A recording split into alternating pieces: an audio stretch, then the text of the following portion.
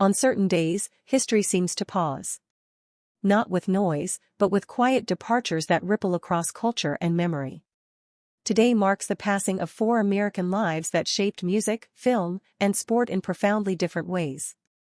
A jazz improviser who redefined freedom through sound. An actress whose brief appearances hinted at stories still untold. A writer who broke barriers by simply refusing to step aside. And a filmmaker who believed small, human stories could echo loudly. Their journeys did not follow the same path, yet each left an imprint that continues beyond a final date. This hour is not about endings alone. It is about influence, courage, and the fragile permanence of legacy, remembered not in headlines, but in what remains. The news was confirmed quietly, without spectacle, as winter settled in. In January 2026, the world lost Sonny Rollins, a man whose sound once carried across city streets, concert halls, and generations of listeners. He was 95 years old. For many, the silence that followed felt heavier than any final note. Walter Theodore Sonny Rollins was born on September 7, 1930, in Harlem, New York. The neighborhood was alive with music. Jazz floated from apartments, clubs, and sidewalks, shaping young lives before they fully understood it.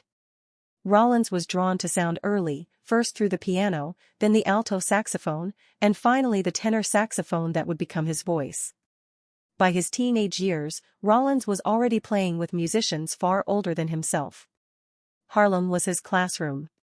The streets taught rhythm. The clubs taught discipline. The people taught him how music could carry pain, joy, and survival all at once. Even then, those who heard him sensed something different. His playing was bold, searching, and unafraid of space. In the late 1940s and early 1950s, jazz was changing fast. Bebop had broken old rules, and new voices were rising. Rollins entered this world not as a follower, but as a thinker. He played alongside legends like Miles Davis, Thelonious Monk, and Max Roach, absorbing ideas while shaping his own sound. His tone was strong, but never crowded. His solos felt like conversations rather than displays. As the years passed, Rollins became known not just as a performer, but as a composer. Songs like St. Thomas, inspired by his Caribbean roots, brought joy and movement into jazz. Oleo and Doxy challenged musicians with clever structures that invited endless interpretation. These pieces did not fade with time. They became standards, played and replayed by artists who never met the man who wrote them. In 1956, Rollins released Saxophone Colossus. The album changed everything. Critics praised its confidence. Musicians studied it closely.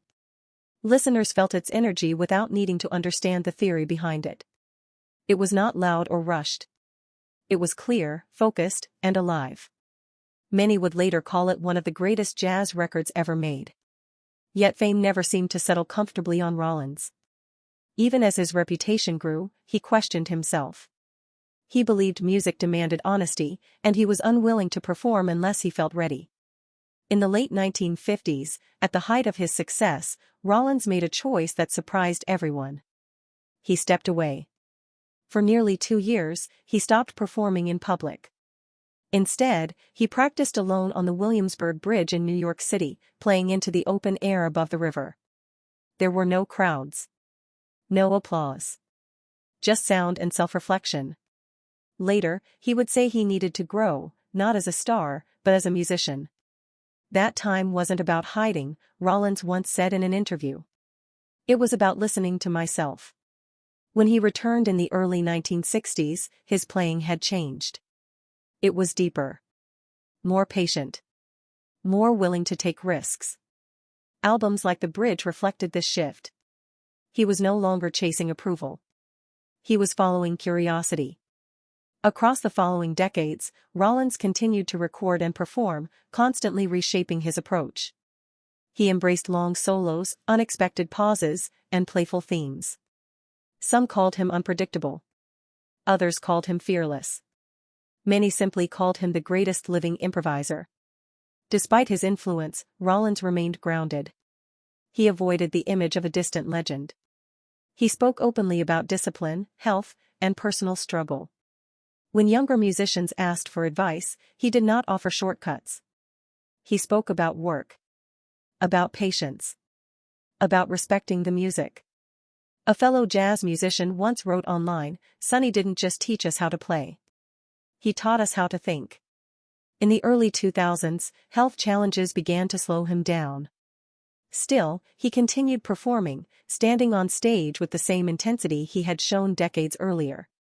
Each appearance felt meaningful, not routine. Audiences understood they were witnessing history in motion. In 2012, Rollins gave his final public performance. 2 years later, in 2014, he officially announced his retirement. The decision was not framed as an ending, but as acceptance. He had given his life to sound, and now he was ready to listen rather than speak. His later years were spent quietly, away from the stage but never far from music. Friends described him as reflective and peaceful. He followed the work of younger artists and remained curious about the future of jazz. Even in retirement, his presence was felt. When news of his death spread in January 2026, tributes came from around the world. Musicians, critics, and listeners shared memories and recordings. Old photos resurfaced. Stories were told again. One fan wrote simply, "His music taught me how to breathe." Rollins was often described as a giant, but he resisted the idea of greatness as distance. His legacy was not built on perfection, but on exploration. He showed that art could be a lifelong conversation, full of pauses, questions, and restarts. His influence lives on in classrooms, jam sessions, and quiet moments when a single note hangs in the air. Every time a musician dares to stretch a melody beyond comfort, a piece of Rollins remains present. In remembering Sonny Rollins, the focus is not on the final silence, but on the freedom he created through sound. He played as if music were a living thing, meant to grow, bend, and surprise. Long after the last note faded, that spirit continues to move, reminding the world that true artistry is not about control, but about courage. The confirmation came in the early hours of the new year, as the city was still quiet. On January 1, 2026, authorities reported the death of actress Victoria Jones in San Francisco. She was 34 years old. The news arrived without celebration or explanation, leaving behind more questions than answers. Victoria Jones was born in 1991 in Camp Lejeune, North Carolina. Her early life was shaped by movement and adjustment, a reality familiar to many military families. From a young age, she showed a calm focus that set her apart. Acting came early, not as ambition, but as opportunity. She entered film while still a child, appearing in Men in Black 2, where her presence was brief but memorable. The role placed her inside a major studio world before she was old enough to understand its weight. As she grew, she continued working quietly, never chasing attention, never pushing herself into the spotlight. In 2005, Jones appeared in The Three Burials of Melquiades Estrada, a film known for its emotional depth and restraint. Surrounded by experienced actors and filmmakers, she matched the tone with surprising maturity. Those who noticed her performance often described it as natural, almost unforced. Later came The Homesman, a film rooted in silence and endurance. By then, Jones had developed a screen presence defined less by dialogue and more by expression. She did not dominate scenes. She blended into them, allowing emotion to surface slowly. Her career never followed a straight line. There were long pauses between roles. No loud reinvention. No public struggle played out in headlines. From the outside, it seemed like a life still deciding where to go. A casting assistant once shared online, Victoria had a quiet seriousness. She listened more than she spoke, and that stayed with you. Behind the camera, the industry moved quickly. Expectations changed. Opportunities came and went. For young actors who begin early, time can feel uneven. Childhood ends, but the public memory does not always adjust. Jones remained private as she grew older. She did not build a public persona. She avoided constant visibility.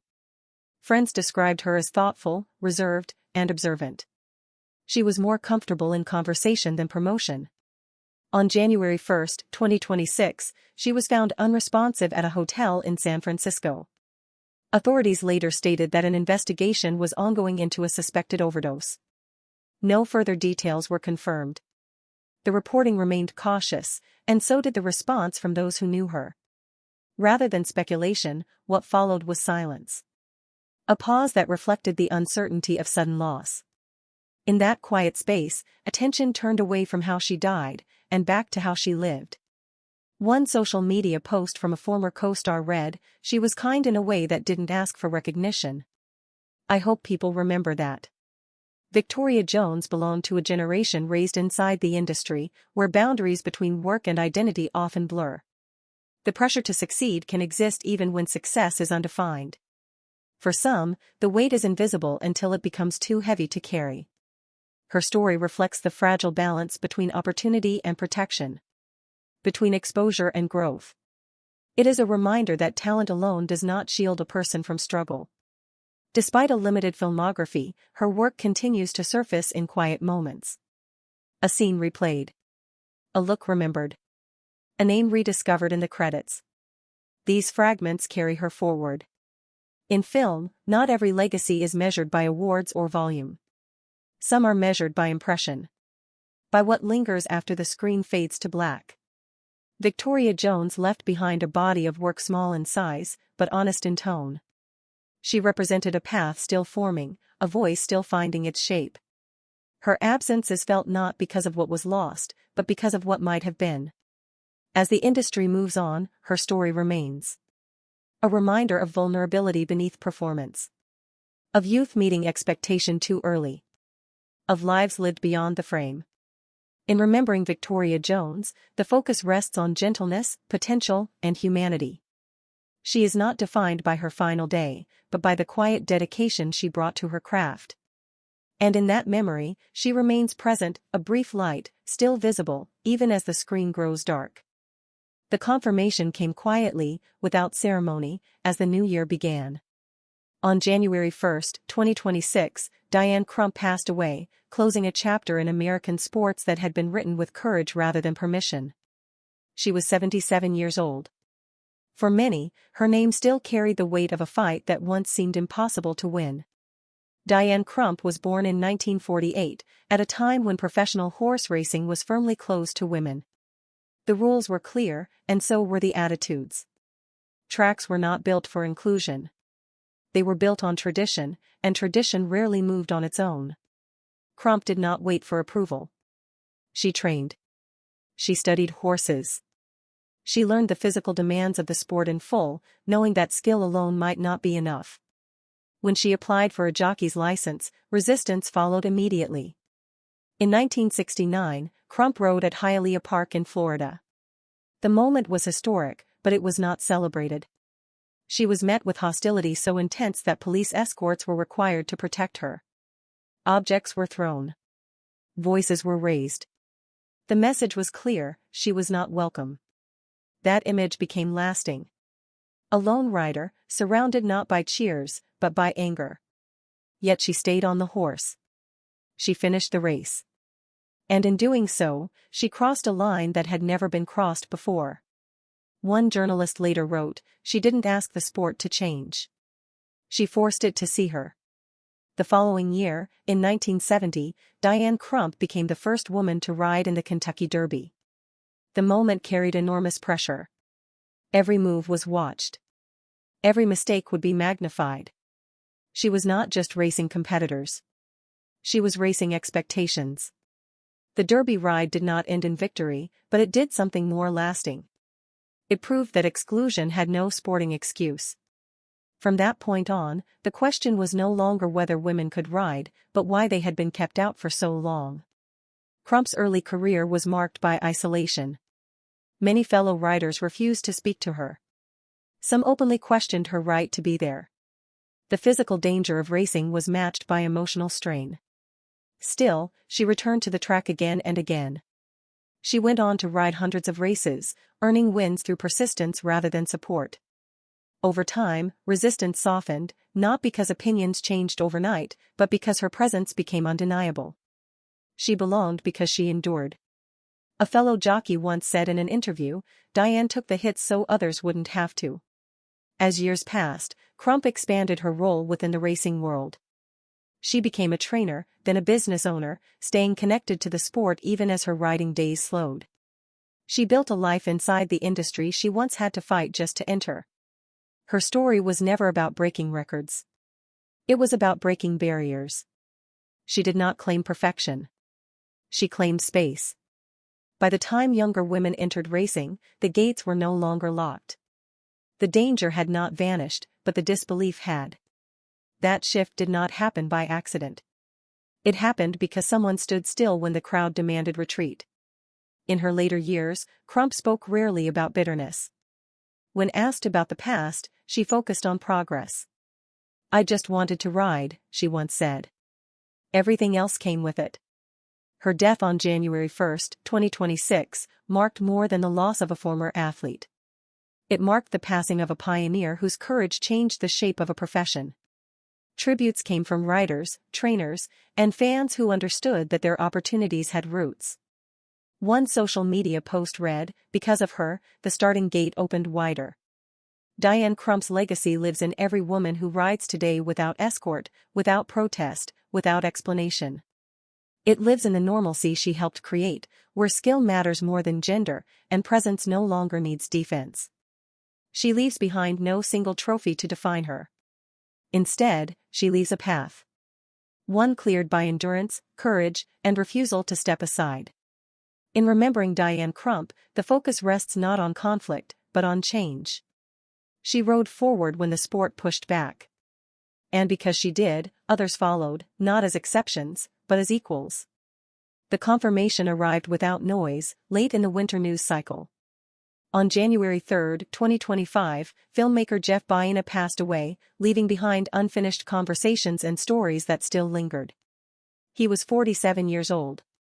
For many in independent film, the loss felt personal, like a familiar voice suddenly gone quiet.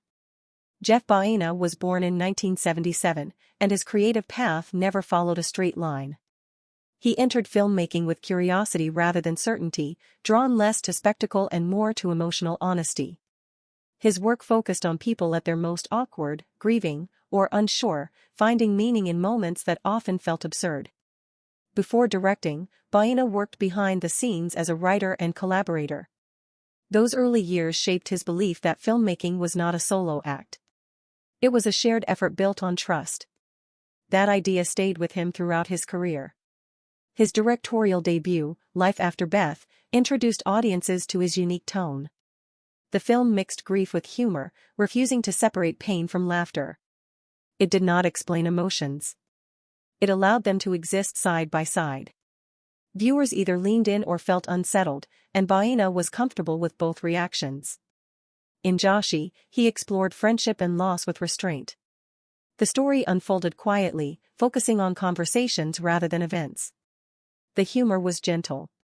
The sadness was unspoken. It reflected Baena's belief that real life rarely arrives with clear endings. The Little Hours showed another side of his voice. The film played with historical setting and modern emotion, blending comedy with reflection. Even at its most playful, it remained rooted in character. Baena trusted audiences to sit with discomfort and contradiction. One actor who worked with him shared online, "Jeff created space. He let scenes breathe. You felt safe taking risks." Baena was known for returning to the same collaborators. Actors, writers, and crew members often worked with him again and again. This was not convenience. It was connection. He believed creative honesty grew over time, through familiarity and shared understanding. Those close to him described sets that felt calm and focused. There was no rush. No pressure to perform for effect. Baena valued listening as much as directing. He encouraged conversation, allowing ideas to evolve naturally. A fellow filmmaker once said, "Jeff trusted people." That trust shows up in every frame. His films never chased trends. They lived in quieter spaces, where meaning revealed itself slowly. Some found them challenging. Others found them deeply human. Over time, his work built a loyal audience that appreciated subtlety over certainty.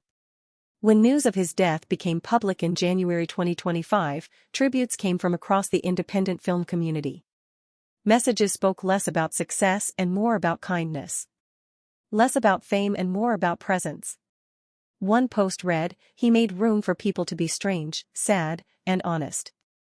That mattered. Baína's passing was not framed as a conclusion.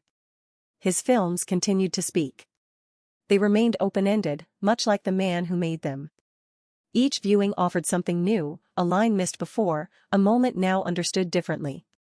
His influence lives quietly in the way stories are told. In scenes that pause instead of explain. In characters allowed to exist without resolution. In filmmakers who choose sincerity over noise. Jeff Baína did not seek to dominate the screen. He sought to understand it. His work reminds audiences that small stories carry weight, and that humor and grief often share the same space. In remembering Jeff Baína, the focus rests on the worlds he shaped and the voices he trusted. His films remain as invitations, not statements. And in their silence, their pauses, and their warmth, his voice continues, steady, thoughtful, and deeply human.